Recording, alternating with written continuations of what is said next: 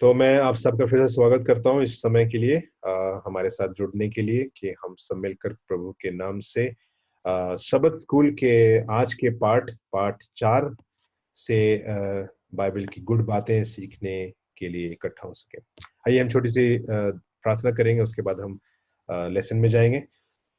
सर्वशक्तिमान दयालु महान परमेश्वर, धन्यवाद देते हैं प्रभु जी आज के इस सुंदर समय के लिए। इस घड़ी में आपने हम सबको संभाले रखा है, हमें एकजुट किया है प्रभु, कि आपके नाम कि हम दोषना करते हुए हम आपके वचन से सीखने वाले हो सके। पिता परमेश्वर, हम इस काबिल तो नहीं कि हर गुड़ बातों का जवाब जान सकें या दे सकें या डिस्कस कर सकें, लेकिन पिता परमेश्वर आप हमारी अगुवाई करें कि आपके पवित्र आत्मा के सामर्थ्य के द्वारा प्रभु जी हम सब लाभान्वित हो पाएं और एक सही निष्कर्ष पर आकर पिता परमेश्वर समझने पाएं कि आखिर बाइबल में बताई गई हर बातें कितनी जरूरी और महत्वपूर्ण है। पिता परमेश्वर, जो लोग हमारी इन बातों को सुनेंगे और जो लोग इसे शेयर करेंगे, पिता परमेश्वर उन सबको भी आप आशीषों से माला माल करें, उन सबको सामर्थ्य और बल बुद्धि ज्ञान से परिपूर्ण करें प्रभु, कि वो सब आपके नाम में जीवित रहने वाले हो सके। यीशु के मीठे प्यारे नाम से मांगते हैं,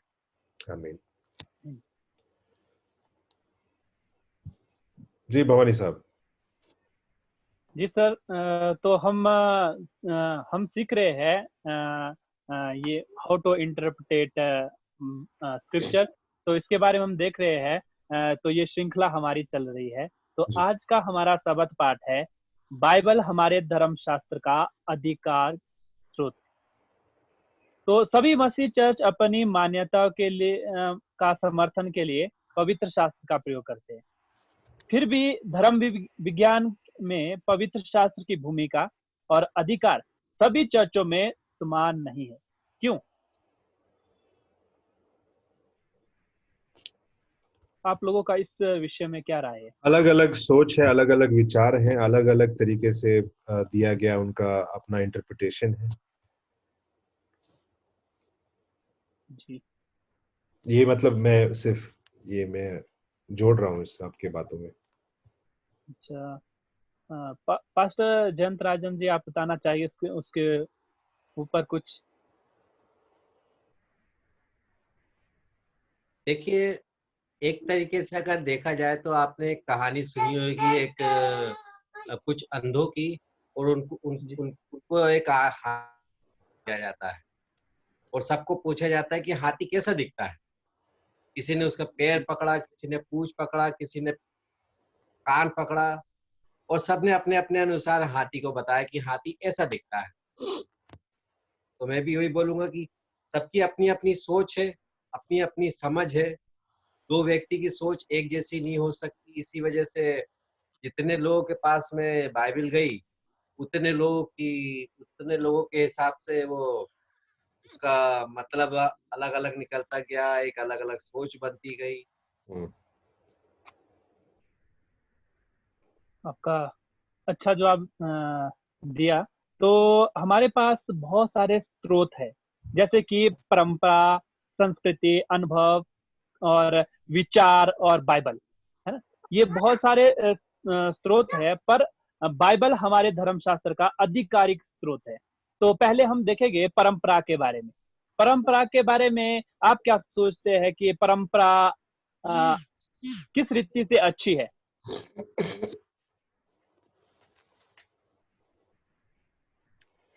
देखिए, जैसा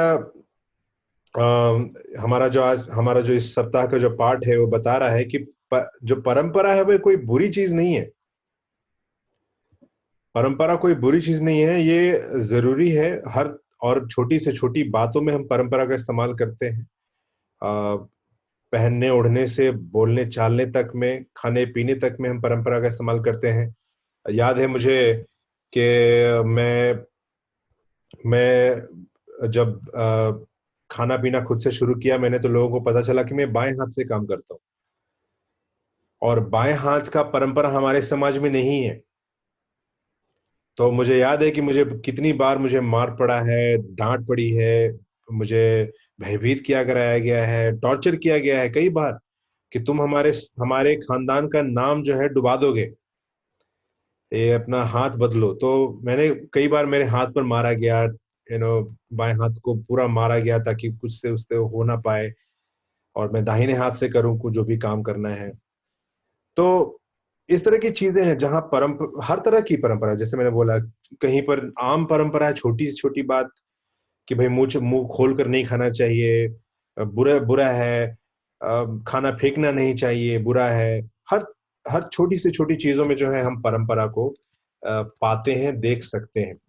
सवाल ये है कि क्या कोई परंपरा हमारे हमारे बाइबल के आधार को दूषित करती है? क्या किसी परंपरा से हमारे बाइबल के सिद्धांत को दूषित किया जा सकता है? कई ऐसे सिद्धांत हों जिसके कारण जो हम कह सकते हैं कि बाइबल के सिद्धांत को दूषित किया जा रहा है। और इसीलिए जैसा कि पाठ में बताया गया, मरकुस की किताब से भी एक संदर्भ, जो एक कहानी उठाई गई है 7वां अध्याय से, और कहा गया, यीशु वहां पर जो है वो बता रहे हैं कि किस तरह से जो जो इंसानी परंपराएं हैं उस पर उसको वो जो है खंडित कर रहे हैं, उसको वो खंडित कर रहे हैं। तो ये जरूरी है कि हम जो है जाने, और इसलिए बड़ी थिन लाइन है, इस एक बहुत ही अ, अ, अ, पतली सी लाइन है इस बीच में, कब कहाँ कितने तक ही हम सीमित रहना चाहिए और उसके बाद हम जो है नहीं कर सकते हैं।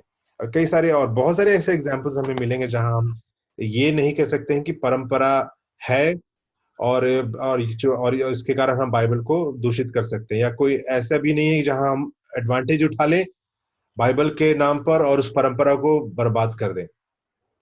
तो दोनों, आई थिंक कॉम्पनसेशन दोनों में जरूरी है। परंपरा और बाइबल, ये दोनों को उस समय तक साथ चलते रहना चाहिए और कोई परेशानी नहीं है जब तक परंपरा बाइबल के सिद्धांतों को दूषित नहीं करती है। कई कई बार जो परंपरा है वो सच्चाई की जगह ले सकती है कई बार। जैसे हमारे इधर परंपरा है मृत्यु के बाद जिस किसी व्यक्ति को जला दिया जाता है, ठीक है, तो लोग ये मानते हैं कि वो व्यक्ति उसी समय स्वर्ग चला जाता है। तो ये बाइबल के अकॉर्डिंग बिल्कुल अलग हो जाता है। तो बाइबल के हमें देखना चाहिए कि जो परंपरा है वो हमें बाइबल के साथ उसका प्रशिक्षण करना चाहिए, उसको मिलान करना चाहिए कि ये सच्चाई है या नहीं है। तो परंपरा भी हमारे इसको दूषित करती है। तो हम अगले अध्ययन में बढ़ेंगे, जैसे जैसे कि यीशु मसीह ने। इससे पहले मैं थोड़ा सा एक चीज और बोलना चाहता हूँ। कई बार हमारे ही समाज के ऐसे लोग हैं जो परंपरा के नाम पर लोगों को नीचा दिखा सकते हैं। वही हुआ है मरकुस किताब 7वां अध्याय में, वही हो रहा है। वो कुछ छोटी बातें हैं, मतलब ऐसी भी नहीं है कि जिस कारण से बहुत बुरा हो सकता था समाज को। हाथ नहीं धोया तो उसके लिए उतना कुछ, मतलब हम कभी कभार बड़ी छोटी सी चीजों को जो है उठाकर उसका बड़ा पहाड़ बना देते हैं और कहते हैं कि ये बुरा है, तुम बुरे हो। हमारे साथ नहीं हो सकते। एग्जाम्पल आपको एक दे देता हूं मैं, और प्लीज नोट कि मैं इसका फेवर नहीं कर रहा हूं, ये सिर्फ मैं सिचुएशन आप लोगों के सामने रख रहा हूं। ये है चाय के विषय में। सेवन डे एडवेंटिस्ट कलीसिया स्ट्रांग खड़ी होती है अपने लिविंग स्टैंडर्ड पर, हेल्थ मैसेजेस पर। और ये सेवन डे एडवेंटिस्ट कलीसिया का बनाया हुआ कोई ये रूल नहीं है। उन्होंने बाइबल से ऑफ कोर्स प्रेरित होकर जो है उन्होंने बनाया है कि हाँ भाई, हमें जो है निकोटीन का, कैफीन का, निकोटीन का, इन सब चीजों का सेवन जो है नहीं करना चाहिए। लेकिन अभी आप नोटिस करेंगे कि सेवन डे एडवेंटिस्ट कलीसिया जो दक्षिण भारत में है वो तो मतलब न के बराबर चाय पीते हैं, न के बराबर कॉफी पीते हैं, न के बराबर। मतलब अगर परसेंटेज में अगर सर्वे किया जाए तो 1%, 2% से ज्यादा लोग नहीं मिलेंगे जो चाय कॉफी पीते हैं एडवेंटिस्ट समाज में। अब यही अगर आप उत्तर भारत में करेंगे सर्वे तो पता चलेगा कि सिर्फ 2% लोग हैं जो चाय नहीं पीते हैं, बाकी सब चाय पीते हैं। प्लीज मुझे मिसअंडरस्टैंड मत कीजिएगा। मैं आज भी नहीं मानता हूं कि ये कोई ऐसा सिद्धांत है जिसके कारण यीशु मसीह बोलेंगे कि भाई भवानी, आप चाय पीते थे, आप स्वर्ग नहीं आ सकते। आई थिंक इसका कोई रिलेशन ही नहीं है। हाउएवर दूसरे एंगल से अगर हम देखें तो ऑफ कोर्स इसका एक रिलेशन है। हमारा जो प्यार है यीशु मसीह के लिए, या हमारा जो फेथफुलनेस है यीशु मसीह के लिए, उसके उसके संदर्भ में कहे तो हाँ, अगर यीशु मसीह से हम प्यार करते हैं तो यीशु मसीह चाहते हैं कि हम जिंदा रहें, स्वस्थ रहें। तो शायद उसके लिए हम चाय नहीं पिए। लेकिन इस कारण से मैंने बहुत बारी नोटिस किया है, या फिर नॉनवेज खाने के लिए और ऑल दैट, मैंने नोटिस किया है कि हमारे ही कलीसिया में काफी लोग बड़े ही गलत ढंग से इन सब चीजों का इंटरप्रिटेशन करते हैं, और ये सामने वाले को दर्शा देते हैं कि भाई तुम तो नॉनवेज खाते हो, तुम तो चाय पीते हो, तुम तो नर्क ही जाओगे। Wrong interpretation. हमें ये भी देखना है कि क्योंकि ट्रेडिशंस की बात हो रही है, कल्चरल ट्रेडिशंस की बात हो रही है। नॉर्थ इंडिया ठंडा जगह है, ठंडी जगह में लोग, और शुरू से जनरेशन से लोग जो है गर्म कावा और चाय और कॉफी सब पीते आ रहे हैं। साउथ में कम है, गर्मी ऑलरेडी है, चाय छोड़ना आसान है, पर ठंड में जहां पर आप लोग रह रहे हैं ये मुश्किल हो सकता है। अब मैं नहीं कह रहा कि आप चाय पीते हैं या नहीं पीते, मुझे कोई फर्क नहीं पड़ता है। बस मैं इन बातों बात कर रहा कि हम कभी कभी इन्हीं लाइनों को क्रॉस कर जाते हैं। What is most important? The most important thing is Jesus loves even the lost sheep. ये बहुत इंपॉर्टेंट है। वो खोई हुए भेड़ का जो सिद्धांत है वो बहुत इंपॉर्टेंट है। यीशु मसीह जो है वो इंटरेस्टेड है उस खोए हुए में। 99 को उन्होंने साइड रखा, क्योंकि वो तो पाए जा चुके हैं, वो तो जानते हैं मेरे बारे में। So if God is interested in that one lost sheep, तो क्या वो हमें इन छोटी छोटी बातों के लिए, क्या वो हमारा तिरस्कार करेंगे? ये सवाल है। ये सवाल है जो हम सबको एक दूसरे से पूछना चाहिए, अपने बारे में सेल्फ एग्जामिन करना चाहिए। यही मैं कहना चाहता था। बहुत बहुत अच्छा आपने उदाहरण एक हमारे सामने रखा। सच में कभी कभार हम इन छोटी छोटी सी चीजों को नैतिक व्यवस्था बना देते हैं, परमेश्वर के आज्ञा बना देते हैं। तो ये हमारे लिए जरूर घातक हो सकते हैं और बाइबल के विरुद्ध भी हो सकते हैं। तो अगला हमारा सवाल है, अनुभव महत्वपूर्ण है। अनुभव के बारे में है, अनुभव हमारा महत्वपूर्ण है। उसी समय यह क्यों महत्वपूर्ण है कि हम हमेशा परमेश्वर के वचन के माध्यम से अपने अनुभव का प्रशिक्षण करें, जांचे। परमेश्वर के वचन से हम अनुभव को कैसे जान सकते हैं, और अनुभव क्यों महत्वपूर्ण है, और कैसे ये बाइबल को दूषित करता है। तो हमारे बीच में दुलार चंद पास्टर जी है, तो आप इसके बारे में कुछ बताइए।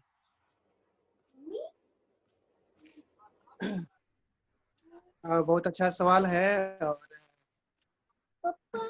बहुत बढ़िया है कि हम लोग बात विचार जो है कर रहे हैं।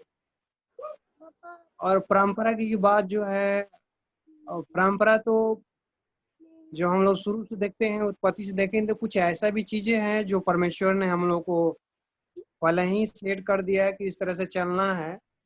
लेकिन अब अनुभव की जो बात आती है, तो अनुभव की बात आती है तो बहुत सारे चीजें जो हम लोग बाइबल से सीखे हैं, और जिस तरह से हम लोग जिस कल्चर में जहाँ पर रहते हैं, बहुत सारे चीज जो होता है, तो एग्जाम्पल जिस तरह से बुखार लगता है तो हम लोग बच्चे लोग को क्या करते हैं, बच्चे लोग को पहले गर्म होता है, उसका शरीर हीट होने लगता है, तो हम लोग बोलते हैं कि नहीं फीवर है, हम लोग को जरूरत नहीं है डॉक्टर के दिखाने की। 2-4 बार आदमी खांसने लगा, चाहे 1 दिन या 2 दिन खांसी आ गया तो आदमी अरे बहुत ज्यादा खांसी हो गया, इसको चेक कराओ कहीं तो टीबी नहीं होगा। ये हम लोग अनुभव करते हैं और अनुभव पर हम लोग चलते हैं। लेकिन जब हम लोग बाइबल पे जाते हैं, और जो बाइबल जो है, जो परमेश्वर का वचन बताता है, बहुत सारे अनुभव जो है हम लोग को पढ़े और उससे जानकारी हुआ। हम लोग जब अय्यूब के बातों को पढ़ते हैं, अय्यूब से जो हम लोग को सीख मिलती है, जो अनुभव हुआ है, जिस तरह से उसने भी बहुत सारा चीज उसके जीवन में घटना घटा। बहुत संपत्ति वाले वो थे, और उनके पास किसी चीज का कमी नहीं था, और वो अपने समाज में, अपने कम्युनिटी में वेल नोन पर्सन थे, सब कोई उनको जानता था। और उनका जो पारिवारिक ढांचा भी था बहुत सुटेबल था। लेकिन जब जब ऐसा परिस्थिति भी आया कि उनको कोढ़ हो जाता है, बहुत समस्याएं हो जाता है, और उनकी पत्नी भी अगेंस्ट हो जाती है, उनके दोस्त भी अगेंस्ट हो जाते हैं, लेकिन तब पर भी वो अपने जो बातें हैं, जो परमेश्वर से जो रिश्ता है, जो परमेश्वर से उनका जो रिश्ता था, जो बनाए हुए एक अनुभव था, वो कभी नहीं टूटा। और मैं यही सोचता हूँ कि जो अनुभव उन्होंने लिया, और उसी तरह से जो हम लोग का अनुभव है, जो सीख मिलता है, जो अनुभव मिलता है, और इसको हम लोग को अपने समाज में अपने परंपरा के अनुसार इसको बरकरार रखना चाहिए। और मैं यही सोचता हूँ कि जो अनुभव हम लोग को मिलता है उसको अच्छे ढंग से, मतलब क्या उसको बोलेंगे, जिस तरह से कि जो अनुभव मिलता है उससे हम लोग को जो अनुभव जो सीख मिलती है उसको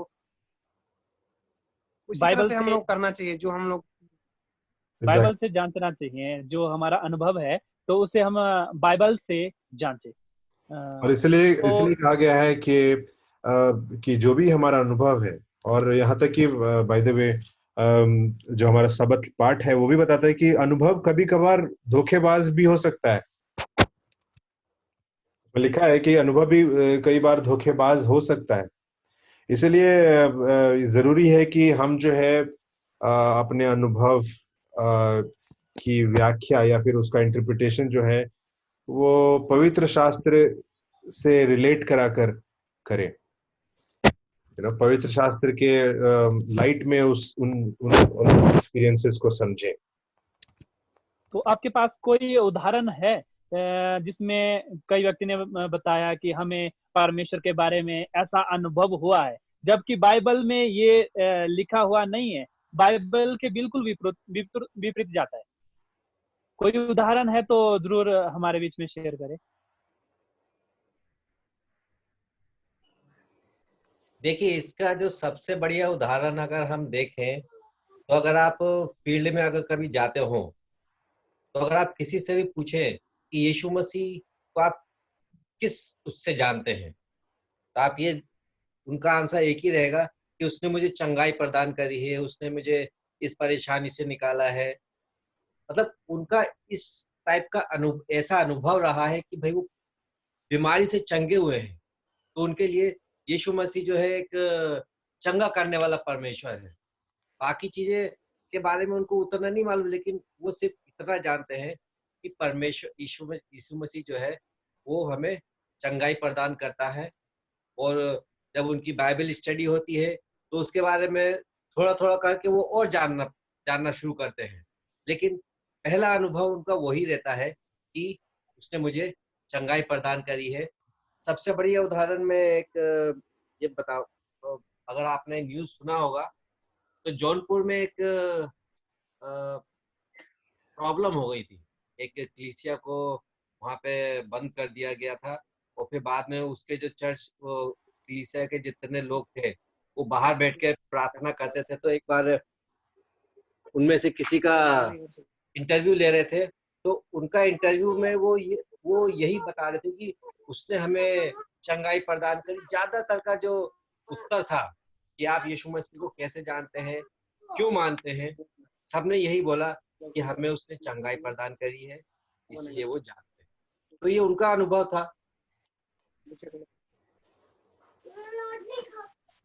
बोलिए सर, बोलिए। ओके, थैंक यू पास्टर राजन इस एग्जाम्पल को लाने के लिए। इसी एग्जाम्पल से रिलेटेड मैं दो बातें आपको बताना चाहता हूँ। अभी मैं दोपहर में भी इस हीलिंग मिनिस्ट्री पे देख रहा था। चंगाई के जो सेवकाई कुछ लोग करते हैं, वो अंधे लोगों को ऐसा हाथ रख देते हैं और वो अंधे लोग जो है चंगे हो जाते हैं। लोगों का पैर छोटा बड़ा होता है, वो उसको बड़ा कर देते हैं। किडनी फेल है, किडनी पे हाथ रखते हैं, औरत दौड़ने लग रही है, लका लका लका चका लका लका लका ऐसे सब बोलते हैं वो। तो मैंने सिर्फ एक ही बात सोचा, मैं शायद मैं उतना बाइबल में मैच्योर नहीं होऊंगा, शायद मैं मुझे उतना नहीं पता होगा, शायद कहीं पे शका लका लका लिखा होगा। लेकिन अब तक तो मैंने 12 साल हो गए मुझे मसीहत में, लेकिन मैंने कहीं पर शका लका लका लका ऐसा कोई शब्द सुना ही नहीं है। होता तो पहले तो मैं अपनी माँ को ठीक करता क्योंकि वो भी 12-13 साल से वो चलती नहीं है। तो पहले तो मैं उनके पास जाता और वो बोलता कि भाई चकला कला कला कला कला, और माँ मेरी चलने लगती। कई बार जो है हमने जो है बाइबल का गलत इस्तेमाल कर दिया है लोगों को यीशु मसीह के बारे में बताने। मैं उनकी मंशाओं को सवाल नहीं कर रहा, उनकी मंशा कैसी थी उसको सवाल में नहीं, वो खुदा का मैटर है, वो परमेश्वर का मैटर है, वो समझे। ये उन दोनों के बीच का है, मैं कौन हूं जज करने वाला। लेकिन बात ये है कि जो लोग इन चंगाइयों को पाते हैं, बाय द वे हाफ तो फेक होते हैं, हाफ जो होते हैं वो जेन्युइन लोग होते हैं, जो सही लोग होते हैं। ये वो लोग हैं, जैसा पास्टर राजन बता रहे हैं, ये वो लोग हैं जो कलीसिया में सिर्फ इसलिए आते हैं क्योंकि उनको चंगाई मिला है। भविष्य में अगर उन्हीं लोगों को अगर चंगाई न मिले वापस से, तो वो चर्च छोड़ देते हैं, कलीसिया छोड़ देते हैं, क्योंकि उनका फायदा खत्म हो गया अभी। एंड आई थिंक ये एक बड़ा ही दुखद सिचुएशन है, क्योंकि आई डोंट बिलीव कि इस तरह से किसी को यीशु मसीह के बारे में बताना सही होगा। इनफैक्ट मेरा मानना है कि अगर जब तक आप यीशु मसीह को अनकंडीशनली, अगापे तो नहीं, अगापे तो इम्पॉसिबल है मेरे और आपके लिए, वो प्रेम करना जो परमेश्वर हमसे करते हैं वो तो इम्पॉसिबल है, लेकिन एटलीस्ट उसका कोई एक भाग, कोई एक भाग अगर हम कर पाए परमेश्वर से, तो हमारे अंदर ये ज़ील कि हमें चंगा कर दो, हमारे परिवार को चंगा कर दो, हमें संपूर्ण कर दो, हमारे घर को धन धान्य से भर दो। आई थिंक इन चीजों के लिए जो ललक है, वो ललक जो है वो चली जाती। परमेश्वर में किया गया अनुभव, यीशु मसीह का जो अनुभव है, वो अनुभव अगर हम सबको मिल जाएगा, तो जीना मरना या फिर ये कोरोना वायरस या कुछ भी, आई थिंक वो हमें डिस्टर्ब करना बंद कर देगा। क्योंकि हमारा अनुभव जो है सिर्फ इसलिए है कि यीशु मसीह के नाम में भाई हम चंगाई पा सकते हैं, यीशु मसीह के नाम में हमें रोटी मिल सकती है, यीशु मसीह के नाम में हम आगे बढ़ सकते हैं। बस अगर हम इन्हीं सब चीजों को सोचेंगे, तो हम खुदा का वो दूसरा भाग भी भूल रहे हैं, जहां वो गुस्सा कर सकते हैं, जहां उनका क्रोध हमें बर्बाद कर सकता है। तो अगर हम उनके दूसरे चेहरे को अगर हम भूल रहे हैं, तो भी हम अपने आप को धोखा दे रहे हैं।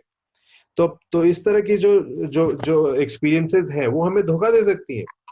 जो हमारा अनुभव है कि यीशु मसीह या हमारा परमेश्वर जो है वो महान है, मीठा है, वो हमें ये धोखा दे सकते हैं कि वो हमारा न्यायी भी है। और अगर हमने अपने गुनाहों से तौबा नहीं किया, तो हमारा न्याय होगा, और हमारा न्याय बहुत बुरा होगा। तो आई थिंक हमारा अनुभव। जी, बहुत अच्छा जवाब दिया सर आपने इसके बारे में, अनुभव के बारे में। हमारे अनुभव बहुत बार गलत हो सकते हैं और बाइबल के खिलाफ जा सकते हैं, है ना। तो हमें अपने अनुभव को जांचने की बहुत ज़्यादा जरूरत है। तो हम तीसरे पहलू पर बात करेंगे, तीसरे सोर्स के बारे में बात करेंगे, वो है हमारी संस्कृति। बाइबल की आस्था के पूर्ण विरोध में आपकी संस्कृति में कौन से पहलू है? अधिक महत्वपूर्ण यह बात है कि हम उन पहलुओं के खिलाफ कैसे खड़े होते हैं जो हमारे विश्वास को दूषित करने का प्रयास करते हैं। शायद आपको सवाल समझ में आ गया होगा कि हमारी संस्कृति में ऐसे कौन से पहलू है जो जिसके विरुद्ध हम खड़े होते हैं और हमारे विश्वास को जो दूषित करते हैं। मूर्ति पूजन भी एक है, एक तरह से कहीं ना कहीं हमारे जो भारतीय समाज में जो है, एक जब हम ईश्वर की बात करते हैं, तो कहीं ना कहीं हम जो है उस ईश्वर का एक ढांचा बनाने का भी जो है प्रयास करते रहते हैं। और कल्चरली ये भी हमारा एक सोच है, कल्चरली ये भी हमारा एक सोच है। वैसे कई सारी चीजें I think may be pastor दुलार और पास्टर आर्डन जो है शेयर करना चाहेंगे, फिर मैं 2-3 एग्जांपल देना चाहूंगा आप लोगों को।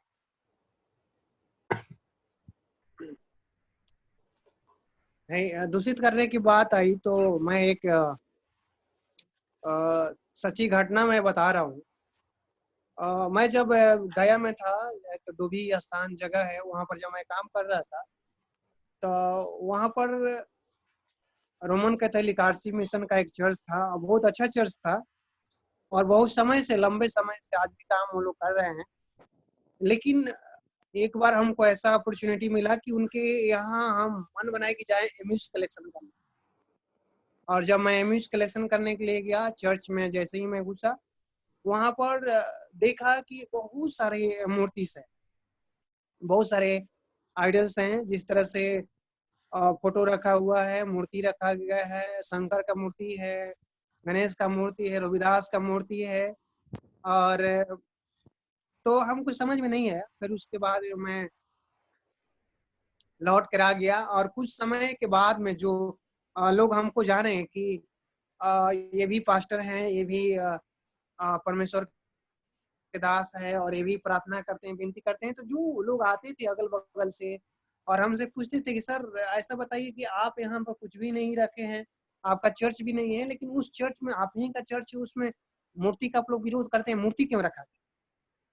तो हमको थोड़ा सा ये समझ में नहीं आया। उस समय ये लगता था कि देखो ये क्या कर रहे हैं कि हमारे विश्वास को, जो हमारा विश्वास है, जो हमारा आस्था है, उसको मूर्ति को रखकर ये लोग दूषित, मतलब एक दोष और दूषित बना कर रखे हैं कि देखो हम लोग भी मूर्ति पूजा करते हैं।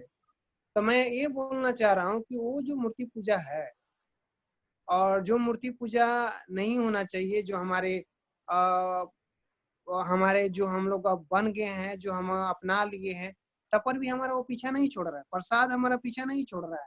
क्योंकि जिस कम्युनिटी में हम लोग रहते हैं, जहाँ पर रहते हैं, 10 घर में पूजा हो रहा है और मेरा अकेले घर है, मैं अकेले रहता हूँ, वो लोग निकल के आते हैं, श्रद्धा पूर्वक देते हैं और प्रसाद देते हैं और लेना ही पड़ता है। ऐसा नहीं कि हम लोग बोलते हैं कि नहीं नहीं नहीं, लेना ही पड़ता है।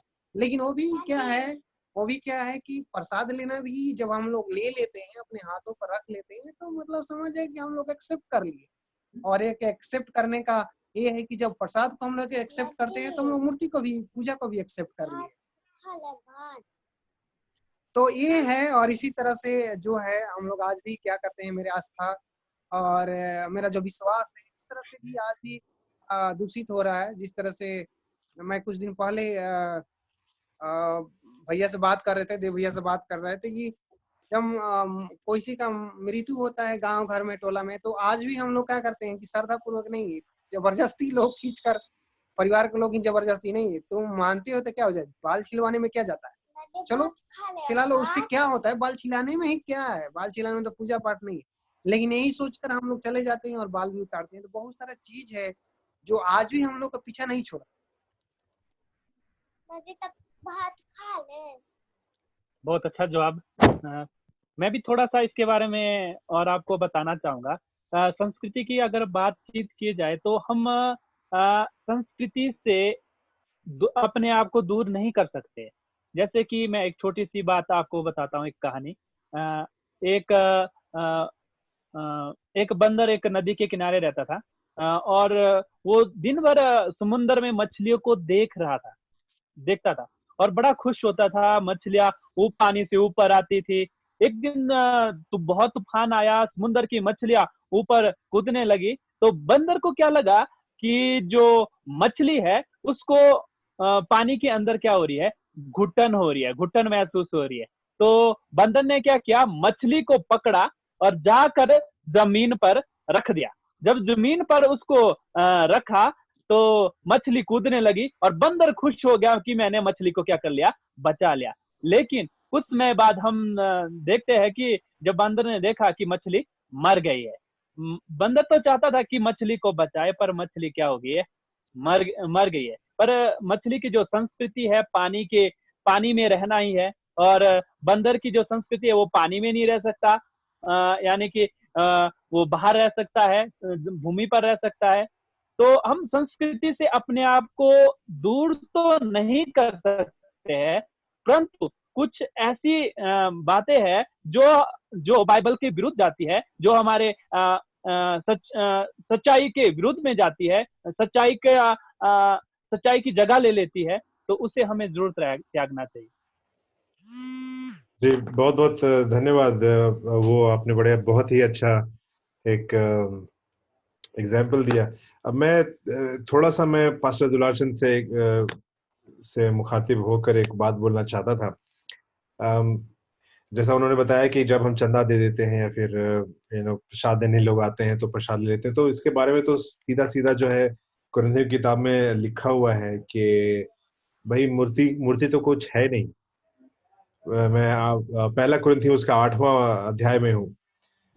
मूर्ति तो कुछ है ही नहीं हमारे लिए, जो ईश्वर पे या परमेश्वर पे विश्वास रखते हैं, हमारे लिए तो मूर्ति कुछ है ही नहीं।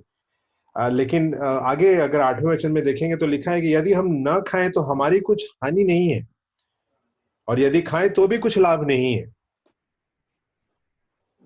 लेकिन तो इसलिए जो पास्टर दुलाल बोल रहे हैं कि हमने अगर उनके प्रसाद से खाया तो फिर एक तरह से तो हमने उनके परमेश्वर को, उनके भगवान को मान लिया। आई डोंट थिंक कि हमने उनके परमेश्वर को माना है कहीं से भी। आई थिंक ये एक प्लेस है जहां हमें हिचकना नहीं चाहिए जब भी लोग हमारे साथ सामने आए प्रसाद लेकर। आखिर उस प्रसाद में कोई जादू टोना तो है नहीं, और हम मानते हैं कि जब हमारे यीशु मसीह हमारे बगल में खड़े हैं, हमारे साथ खड़े, तो अगर उसमें मान लीजिए कि जादू टोना है, बुरी चीजें हैं, तो भी अगर हम खाएंगे तो हमें कुछ नहीं होना, क्योंकि हम जानते हैं कि जिस भी मूर्ति से आई हो, जो भी बलि से आया होगा, वो जो भी जहां से भी आया होगा, वो हम जानते हैं कि उनमें कोई शक्ति नहीं है, ना उसमें कोई जान है, क्योंकि हमारा परमेश्वर सिर्फ एक है। लेकिन हाँ, ऑफ कोर्स उसके बारे में सावधानी भी दी गई है। 9वें वचन से अगर देखेंगे तो सावधानी के बारे में बताया गया है। तो हम मेरा कहने का मतलब है कि हम ऐसे समाज में रहते हैं कि जहां नकार तो नहीं सकते हैं। हो सकता है कल को कोई मेरे पास आके बोले कि होगा ही, मेरे माता पिता भी हैं, कल को उनको भी जाना होगा इस दुनिया से, तो मेरे माँ बाप भी जो है वो हिंदू समाज से ही है, तो वो भी मेरे से कह सकते हैं कि भाई अपना सिर मुंडवा लो। अब इकलौता बेटा है तो शायद मुझे मुंडवाना पड़ेगा, डिपेंड करता है। मैं तो ये दुआ करता हूँ कि ऐसा मौका कभी ना आए, लेकिन जब ऐसा मौका आएगा तो हम इन चीजों को नहीं नकार सकते हैं। लेकिन हम सिर्फ इन सब चीजों की बातें नहीं, हम संस्कृति की बात कर रहे हैं, तो ये तो परंपरा में आ जाती है। एक्चुअली ये सब परंपरा की चीज है। संस्कृति की अगर हम बात करें तो और भी कई सारी इंपॉर्टेंट चीजें हैं। जैसे कि फॉर एग्जाम्पल मैं बताऊं, मैं खुद जो है पहले 12 साल पहले मैं मसीह में आया, और जब मैं मसीहत में आया तो मेरे लिए तो यीशु मसीह एक ऑफ कोर्स एक नए ईश्वर थे, नए ईश्वर थे जिनकी मैं पूजा करता था, जिनकी मैं उपासना करता था, और मैंने पुराने हर ईश्वर को, भगवान को छोड़ दिया था, और मेरे लिए वो कोई मायने नहीं रखते थे। लेकिन मैंने मैं कुछ चीजों को मैं छोड़ नहीं पाया था। तो मैं साउथ के एक चर्च में था, और जब मैं चर्च अटेंड करता था तो मैंने नोटिस किया कि कई लोग जो है वो जूता चप्पल पहनकर चर्च के अंदर जाते हैं, और मेरा ज़मीर उस समय गवाही नहीं देता था कि भाई आप चर्च के अंदर जो है, एक कलीसिया के अंदर जहां ईश्वर का वास होता है, आप वहां जो है अंदर जो है जूता पहन के या चप्पल पहन कर जाएं। मैं स्पाइसर आया पहली बार अपने कॉलेज पढ़ने को, तो यहाँ पे भी अलग अलग समाज से, अलग अलग संस्कृति के लोग थे, और मैंने नोटिस किया कि कुछ लोग तो मेरे जैसे भी थे जो सोचते थे कि भाई चप्पल पहन के हमें कलीसिया के अंदर नहीं जाना है, और कुछ ऐसे लोग थे जो चर्च के ऊपर पुलपिट पे भी चढ़ते थे, तो उनके वो जूता और पहने रहते थे। तो मेरे लिए शुरुआत में बहुत ही कठिन था ये इन चीजों को एक्सेप्ट करना कि ये कैसे हो सकता है। अभी 12 साल बीत गए हैं, आई थिंक मेरे कल्चर में थोड़ा सा चेंज आया है, मेरी संस्कृति में थोड़ा सा चेंज आया है। अब मैं खुद भी अभी जहां जरूरत पड़ती है, जैसा देश वैसा भेष वाली बात है, जहां जरूरत पड़ती है वहां मैं जूते उतार देता हूँ। जहां लगता है कि लोग जूते उतारते हैं तो मैं उतार देता हूँ, जहां नहीं जरूरत लगती है वहां नहीं उतारता हूँ। कहने का मतलब मेरा ये है कि कई बार संस्कृति जो है वो अच्छी भी है, और कई बार जो है वो हमें लोगों से दूर भी कर सकती है। एक आपको एग्जांपल और देता हूँ, इसका आई डोंट नो कि आपके पास इसका क्या जवाब होगा। मेरे माँ बाप और मेरे जो एल्डर जो भी हैं, बुजुर्ग हैं, मैं जब भी पास्टर दुलार के घर जाता हूँ, उनकी माँ मिलती हैं, तो आज भी मैं पांव छू के ही उनका प्रणाम करता हूँ। ये मेरा कल्चर है। अब ये इसके अलावा ये मेरा संस्कृति, आई एम सॉरी, ये मेरी संस्कृति है। मैं इससे दूर हट ही नहीं सकता। जो मेरी माँ है वो मेरी माँ है, और मेरी माँ है, तो मेरी माँ का पैर छुए बिना तो मतलब मुझे तो कंफर्टेबल महसूस ही नहीं होगा। तो वो मेरे माँ बाप हों या फिर पास्टर दुलार के माता पिता से मिल चुके हैं हम और किसी से नहीं मिले हैं इस ग्रुप में, तो जब भी उनसे मुलाकात होगी मैं तो पाँव ही छूऊंगा, क्योंकि मेरा बचपन से मुझे सिखाया गया है कि भाई बड़े बूढ़ों के छुओ पैर। ये हमें मेरे पिताजी एक कविता में सुनाते थे। बड़े लोगों के, बड़े बूढ़ों के जो है पैर छूना बहुत जरूरी है। और ये मेरे अंदर गढ़ बना हुआ है, और आज भी मैं स्पाइसम में हूँ और पढ़ा रहा हूँ। लेकिन आज भी अगर मेरे कोई बुजुर्ग आ जाते हैं, ऑफ कोर्स जो मेरे करीब हैं, मेरे रिश्तेदार हैं, मैं तो पाँव छू के ही प्रणाम करूंगा। और वो मुझे अगर खुले रोड पे भी करना पड़े तो मुझे आपत्ति नहीं है, और ना ही मैं इससे हिचकूंगा एक मिनट के लिए भी, क्योंकि ये मेरी संस्कृति है। अब इसको बहुत सारे लोग अलग अलग तरीके से इंटरप्रेट कर सकते हैं। कुछ लोग कह सकते हैं नहीं, हम किसी के सामने दंडवत नहीं हो सकते हैं, हमारा ईश्वर एक है, ये वो हम कई तरह से इसको इंटरप्रेट कर सकते हैं। पर यहाँ तो मैंने ईश्वर की बात ही नहीं की। पास्टर दुलार की माँ को मैंने कभी ईश्वर माना ही नहीं है। वो तो मेरी माँ है। मेरी माँ, मेरे पिताजी, मेरे माता पिता है, वो तो ईश्वर है ही नहीं। तो मैंने उनको दंडवत नहीं किया, मैंने उनकी आदर की है, जो कि ऑल बाइबल की एक आज्ञा में से एक है, और मैंने मैंने वही किया। तो आई थिंक हमें बहुत जरूरी है कि हम जो ये जो थिन लाइन जो है कल्चर और ट्रेडिशन के बीच में, उनका हम पालन करें। और भी कई चीजें हैं जिस पे हम बात कर सकते हैं संस्कृति की, क्योंकि बात हो रही है। तो बहुत सारे ऐसे मिसियोलॉजिकल जो है कॉन्सेप्ट हैं जिस पर हम बात कर सकते हैं, जो कुछ लोगों को बोलेगा नहीं नहीं ये गलत है, नहीं नहीं ये सही है। लेकिन अगर हम सही से देखें तो वो कुछ कल्चर्स के लिए सही है, कुछ के लिए बिल्कुल गलत है। तो हम एक सुध में एक आंख से नहीं पढ़ सकते हैं बाइबल को, बिल्कुल नहीं पढ़ सकते हैं बाइबल को। हमें हमारे हिसाब से भी समझना जरूरी है। हाँ, at the end of the day सबसे जरूरी ये भी है कि हम कहीं बाइबल का तिरस्कार ना कर दें इन सब चीजों के करने। जैसे ऐसा ना हो जाए, और खुदा ना करे ऐसा हो कि कल को अगर मेरे माता पिता में से कोई एक गुजर जाते हैं या दोनों गुजर जाते हैं, तो कल को मुझे उनके उनके जो भी जो उनका वो होता है क्रियाक्रम होता है उसमें मुझे जाना अगर पड़ेगा, तो सवाल उठेगा कि मैं क्या क्या उसमें करूंगा। वहां तो पंडित को बैठाया जाता है, वहां पर कई सारी चीज, मैं तो उनको मानता ही नहीं, मैं तो इन सारी चीजों को नहीं मानता। मैं तो बस जानता हूँ मिट्टी से उठे थे मेरे माँ बाप, मिट्टी में मिल गए। मैं तो, मेरी सोच तो ये हो गई है। तो मैं तो उन चीजों को मानता ही नहीं, तो फिर कैसे मैं इन चीजों पे करूंगा? क्या मैं करूंगा? मैं मेरी बात करूं तो मैं नहीं करूंगा। मैं मेरी बात करता हूं तो मैं तो रहूंगा ही नहीं उस सिचुएशन में। लेकिन अब आप अपने हिसाब से अगर आप देखना चाहें, अगर आपको लगे कि ये करना सही है, कीजिए। ऑल्सो अगर आपने उन चीजों को किया जो चीज बाइबल के विरुद्ध है और आपके सिद्धांतों के विरुद्ध है, तो वो भी करना गलत है। जैसे कि पैतृक भोजन देना। जो हम मानते हैं कि जो मर गए हैं वो तो सो गए हैं, तो फिर भोजन देने की बात ही नहीं उठती है। तो इन सब चीज, संस्कृति कहीं कहीं जो है हमें परेशान कर सकती है, और उन जगहों पर हमें स्टैंड लेना पड़ेगा। तो कई चीजें हैं जिनको हम एक्सेप्ट कर सकते हैं, और कई ऐसी चीजें हैं जिनका हमें पूरी तरह से जो है तिरस्कार करना चाहिए। धन्यवाद सर, आपने बहुत अच्छी रीति से बताया संस्कृति के बारे में। अगर संस्कृति हमारी आस्था के विरोध में जाती है तो हमें उसका तिरस्कार करना चाहिए, हमें उसके विरोध में बोलना चाहिए। पर अगर हमारी आस्था के विरोध में नहीं जा रही है, बाइबल के विरोध में नहीं जा रही है, तो हम उस चीज को कर सकते हैं। जैसे मृत्यु के बारे में भी आपने कई बातें बोली, और विवाह के बारे में भी कुछ चीजें ऐसी है, मैं कैसे ड्रेस पहनूं। हमारे यहाँ तो बड़ी अलग रीति से रिवाज है और संस्कृति है। तो अगर ये बाइबल के विरोध में नहीं है, परमेश्वर की आज्ञा के विरोध में नहीं है, व्यवस्था और चितौनियों के विरोध में नहीं है, तो मैं ये चीज कर सकता हूँ। बल्कि हमें इन संस्कृति को नैतिक नहीं मानना चाहिए, इससे हमें बचना चाहिए। तो अगला सवाल है हमारा कि हमारे विचार में मसीह के लिए आज्ञाकारिता इतनी महत्वपूर्ण क्यों है? क्यों परमेश्वर का भय मानना बुद्धि की शुरुआत है? कि हम लोग जब विचार करते हैं, कुछ विचारों में हम सोचते हैं कि नहीं ऐसा ही है, तो क्या ये विचार हमारे लिए घातक हो सकते हैं?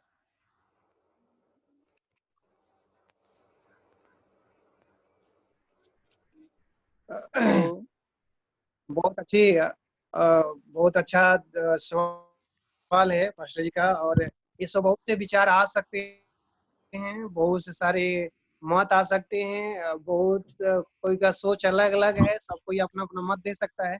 लेकिन मेरा विचार ये है कि जिस तरह से मैं तो जहाँ से जिस तरह से हम लोग पले बड़े हैं उस समय के बाद छोड़कर, लेकिन जिस तरह से अभी जो ज्ञान है, अभी जो ज्ञान है, जो हम लोग को अभी ज्ञान मिला हुआ है, जो परमेश्वर के वचन से जो अभी हम लोग पढ़े हैं, जो ज्ञान मिला, हम लोग देखते हैं कि जब जब इजरायली लोग परमेश्वर के वचन पर चलते रहे, परमेश्वर के आज्ञाओं को मानते रहे, तब तक तो सब कुछ ठीक था। लेकिन जब जब अपना अपना मतलब का वो लोग काम किए, जब जब परमेश्वर से बिना पूछे काम किए, तब तब तो वो लोग को बहुत से हानि हुई। और यहाँ तक कि वही कारण था कि वो लोग परमेश्वर चाहता था कि सबको कनान देश पहुंचाए, और परमेश्वर की इच्छा भी था। परमेश्वर इसी ध्येय से मूसा को भी अगुवाई किया, लाल समुद्र से भी वो लोग को पार कर दिया, और यहाँ तक कि वो साक्षात परमेश्वर वो लोग के साथ रहता था। लेकिन इस चीज को वो लोग समझे थे, जानते थे कि परमेश्वर हमारे साथ था, तब पर भी वो लोग डिफाई करते ही आए। और यही कारण था कि कनान देश पहुंचते पहुंचते 2 ही लोग पहुंचे। बहुत ये सब चीज बहुत ज्यादा। तो मैं यही बोलना चाह रहा हूँ कि जब जब हम लोग परमेश्वर के विरोध, और चाहे जब जब परमेश्वर के आज्ञाओं के विरोध, चाहे जब जब जो भी कुछ हम लोग को सिखाया गया उसके विरुद्ध चलेंगे, तो हम लोग को तो हानि उठाना ही। वो हमारे कल्चर हो, चाहे हमारा परिवार हो, चाहे हमारा समाज हो, चाहे हमारा चर्च हो, और चाहे अपना कम्युनिटी, इस चीज को तो मानना है और हम लोग हानि उठाएंगे। आज देखिए कोविड-19 का बात आया, तो आज भी कितने लोग अलग अलग सरमन, आज जिस तरह से भाई अभिषेक का जो सरमन था बहुत अच्छा था। लेकिन एक तरह से देखा जाए कि जो कोविड-19 है, ये हमारा और ये दुनिया का, ये जो है, ये हम लोग का अपने कर्म का ये फल है। जो हम लोग जैसा बोए हैं वैसा ही हम लोग लेंगे। तो इसीलिए परमेश्वर भी पहले सिखाया है कि जो उसके वचन पर चलेगा तो उसको तो अच्छा है, नहीं चलने पर तो बहुत सारे बुरा चीज को हम लोग को भुगतना है। Correct. बहुत अच्छा जवाब दिया है। हमारे विचार कभी हम कुछ चीजें अपनी ओर से सोच लेते हैं कि नहीं, जो मैं इसके तर्क करने की शक्ति परमेश्वर ने इसलिए दी ताकि हम सच्चाई को जाने, ताकि हम सच्चाई के पास जाए कि सच क्या है। तो हमें यही नहीं मानना चाहिए कि यही सही है, कि जो मैं विचार कर रहा हूँ, जो मैं सोच रहा हूँ वही सही है, बल्कि हमें अपने विचारों को बाइबल के साथ जोड़ना चाहिए। बाइबल से देखना चाहिए कि जो चीज हम सोच रहे हैं वास्तव में वो सही है कि गलत है। तो बाइबल हमें इस चीज के बारे में बताती है। तो आखिरी पड़ाव में हम आगे है। आखिरी जो चीज है वो है बाइबल। आखिरी जो स्रोत है तो वो बाइबल है। 7 डे एडवेंटिस्ट के लिए बाइबल में मानव परंपरा, अनुभव या विचार या संस्कृति की तुलना में एक उच्च अधिकार अकेले बाइबल ही वह आदर्श है जिसके द्वारा बाकी सब चीजों की परीक्षा किया जाना चाहिए। तो क्या बाइबल सर्वश्रेष्ठ है सभी स्रोतों में से, सभी सोर्स में से बाइबल क्या सर्वश्रेष्ठ है कि जिससे हम जान सकते हैं? बिल्कुल। बाइबल कैसे पुष्टि करती है कि यीशु ही सच्चा मसीह है?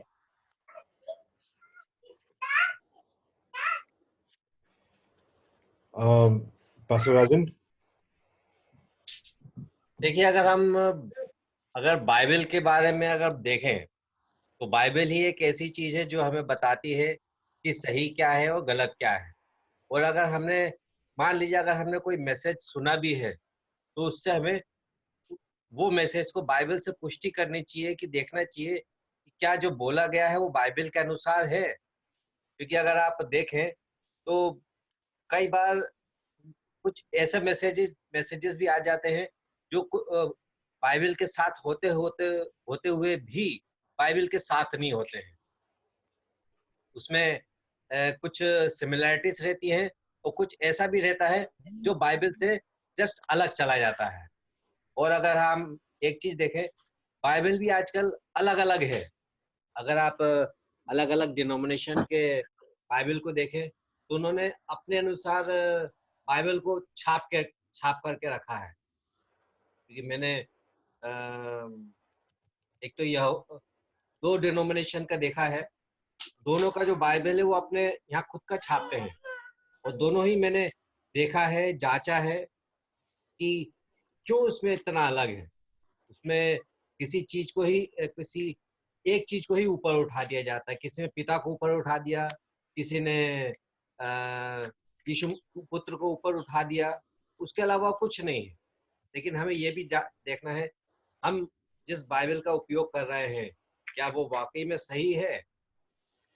क्योंकि हम बाइबल का मैसेज पाते हुए भी कभी कभी उसी के द्वारा हम गलत राह में भी जा सकते हैं।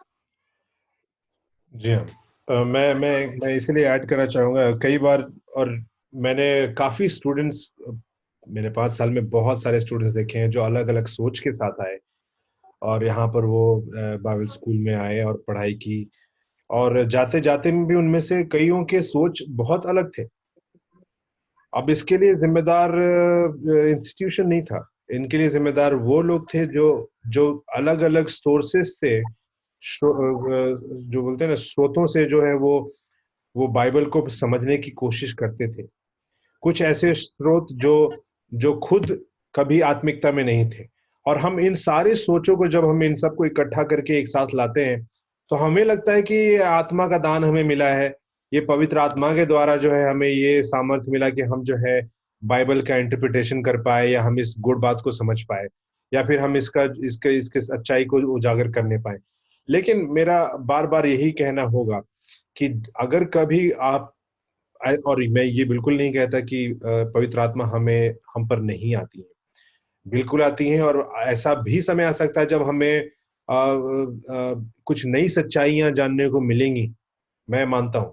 लेकिन मैं ये बिल्कुल नहीं मानूंगा कि वो नई सच्चाई हमारे बाइबल को खंडित कर देगी और कहेगी ये तो पुराना हो गया। तो मैं इन चीजों को नहीं मानता। मैं मानता हूं कि फुलफिलमेंट होगा हमारे बाइबल के रेलेवेंसी में। जो याद रखें, योएल की किताब में वही कहा गया है कि हमारे जो पुत्र पुत्रियां हैं वो क्या करेंगे, वो प्रोफेसी करेंगे, भविष्यवाणियां करेंगे।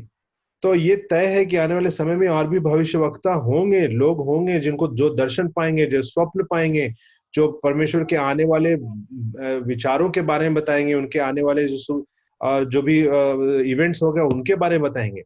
लेकिन अगर इनमें से कोई भी बात अगर हमारे बाइबल से, हमारे पवित्र शास्त्र से कॉन्ट्राडिक्ट करती होगी तो वो बात सही नहीं है, क्योंकि हम जानते हैं कि बाइबल कॉन्ट्राडिक्टरी नहीं है। जी, बाइबल कॉन्ट्राडिक्ट खुद में नहीं करती है। बाइबल में लिखे एक एक शब्द जो है वो परमेश्वर के हैं। यही बात यशाया की किताब, और बहुत ही साधारण सा है। यशाया की किताब अगर आप खोलेंगे और देखेंगे उसका 8वां अध्याय, हाँ सॉरी 40वां अध्याय, यशाया की किताब में इसलिए पढ़ देना चाह रहा हूँ। और उसका 40वां अध्याय अगर आप खोलेंगे तो आप पढ़ेंगे कि वहां लिखा है कि जो घास है वो सूख जाएंगे, है ना, घास जो है वो सूख जाएंगे, लेकिन परमेश्वर का जो वचन है वो कभी नहीं कभी नहीं वो ना उसका नाश होगा। मैं पढ़ देता हूँ फिर से, मैं पैराफ्रेज कर रहा हूँ सबको। 40 और उसका 8 लिखा है, घास तो सूख जाती और फूल मुरझा जाता है, परंतु हमारे परमेश्वर का वचन सदैव अटल रहेगा। तो अगर उन्होंने ये पवित्र शास्त्र हमें दिया है, और इसके एक एक वचन हम अगर मानते हैं, स्वीकार करते हैं कि इसमें लिखा एक एक शब्द ईश्वर का है, परमेश्वर का है, तो इससे कोई भी मॉडिफाइड बात हमें किसी और से भी सुनने को नहीं मिलने वाला। जो भी मिलेगा वो इसके संदर्भ में होगा, इसके रिस्पेक्ट में होगा, और इसके अलावा कोई भी दूसरी बात जो है वो स्वीकार करने लायक नहीं होगी। धन्यवाद सर, बहुत अच्छा आपने बताया। पर मैं एक वचन पढ़ना चाहूंगा। यीशु मसीह ने बताया यूहन्ना की अंजील में 5 का 45 में हम देखते हैं, 46 में हम देखते हैं, क्योंकि यदि तुम मूसा का विश्वास करते हो तो मेरा भी विश्वास करते, इसलिए कि उसने मेरे विषय में लिखा है। परंतु यदि तुम उसकी लिखी हुई बातों पर विश्वास नहीं करते हो तो मेरी बातों पर कैसे विश्वास करो। यानी कि पुराना नियम और नया नियम, संपूर्ण बाइबल यीशु मसीह के बारे में बताती है और ये पुष्टि करती है कि यीशु मसीह सच्चा परमेश्वर है।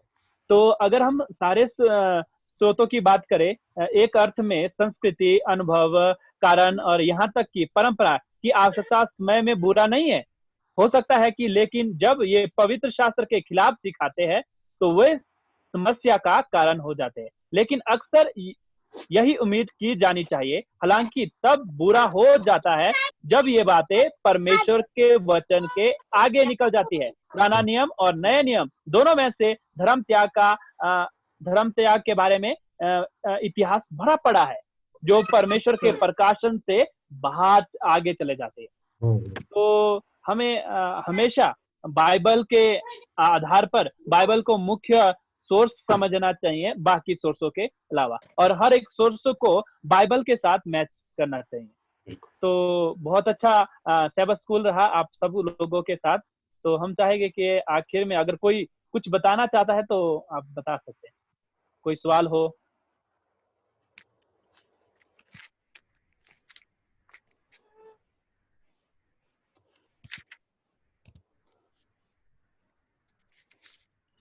किसी के पास कोई सवाल नहीं है तो आए हम आखिरी में दुआ करें और समाप्त करें। धन्यवाद महान दयालु सामर्थ्य परमेश्वर प्रभु यीशु मसीह, हम आपका धन्यवाद देते हैं। प्रभु जी, आपने पाक रूह को, पवित्र आत्मा को हमारे बीच में भेजा ताकि हम आपके वचनों को सही रीति से सीख सके और आपके वचनों को अपने हृदय में शामिल करने वाले बना था। प्रभु जी, जो सोर्स बाइबल है वो सच में यह पुष्टि करते हैं कि आप ही एक जिंदा और सच्चे ईश्वर हो, जो हमारे उद्धार करता है, जो हमें अनंत जीवन देने वाले परमेश्वर है। सच में प्रभु जी, हम सब लोगों को, तमाम दर्शकों को ये आशीष कर कि पिता परमेश्वर वो वचन पर विश्वास करने वाले बने और वचन के जरिए ये परीक्षण करने वाले बने, ताकि वो बाइबल को पढ़ सके और समझ सके और सही रीति से अपने जीवन में इस्तेमाल कर सके। प्रभु जी, हमारी सहायता कर और मदद कर। आज के समय के लिए प्रभु हम आपका धन्यवाद देते हैं। प्रभु, आपने हमारी मदद की। दुआ प्रभु यीशु मसीह के नाम से। आमीन। आमीन।